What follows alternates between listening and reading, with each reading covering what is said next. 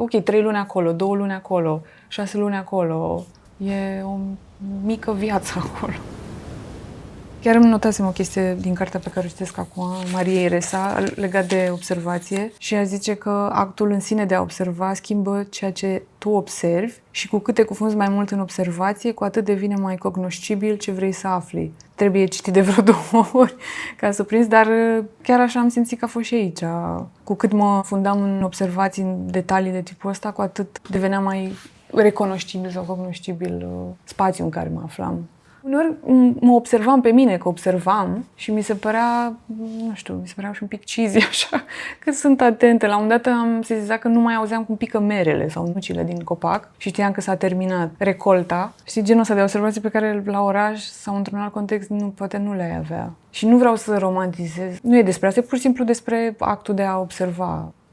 Mi-am organizat timpul cum fac oricum de obicei. Mi l-am aranjat în funcție de nevoile mele, dar aici m-am uitat la texte pe jos, am avut spațiu, acasă n-am atâta spațiu, de exemplu, să pun toate foile pe jos, să văd capitolele. Am nevoie de acest overview când scriu la un subiect care se întinde pe un timeline atât de lung și a fost în aer liber, funcționează, cred că, altfel mintea când ești în open space și liniștea, cred că asta a fost. Foarte multă introspecție, a fost și greu. Te arunci în necunoscut până la urmă. E prima mea rezidență în mediul rural. Am mers prin multe formate în astea 10 rezidențe, dar niciodată n-am bifat această categorie și simt că am dezvoltat o relație cu spațiu, adică spațiul de aici mi-a oferit posibilitatea asta. La foc mic să conturez un eseu despre ultimii 10 ani petrecuți prin rezidențe. Am ales 6 rezidențe din 10. Am creat structura. Sunt 65 de pagini A4 pe care am reușit să le structurez. Vor fi 6 pastile, text de tip pastilă, mai scurte sau mai lungi. Fiecare o să aibă un subiect central în care vorbesc concret despre ce s-a întâmplat, vorbesc un pic poate și despre proiectul la care am lucrat, dar și lucruri despre care mi-ar fi plăcut să știu poate înainte, nu le-am anticipat, adică să aibă și o doză factuală, pragmatică. Sunt super mândră de mine că am reușit să ajung la formatul ăsta pentru că e diferit ca metodologie de lucru atunci când ai deja materialul și atunci trebuie să creezi structura, adică în structură stă de fapt toată esența. Dar și pentru că cu fiecare rezidență am început să scriu mai mult. Adică la început nu scriam aproape deloc, am frânturi, folosesc mai mult imagini pe care le-am făcut în perioadele respective.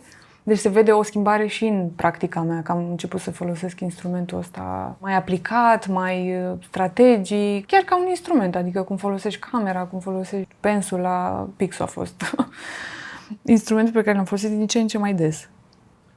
Eu și Alina suntem 2 persoane foarte liniștite. Faptul că am avut atât de mult spațiu a ajutat destul de mult, pentru că fiecare și-a văzut cumva de proiectul la care lucra, ne intersectam când trebuia să facem masa. Au fost niște momente foarte nice, unde am povestit despre ce facem fiecare, am învățat destul de multe una de la alta și cred că o să-mi fie dor de co-locuire cu Alina.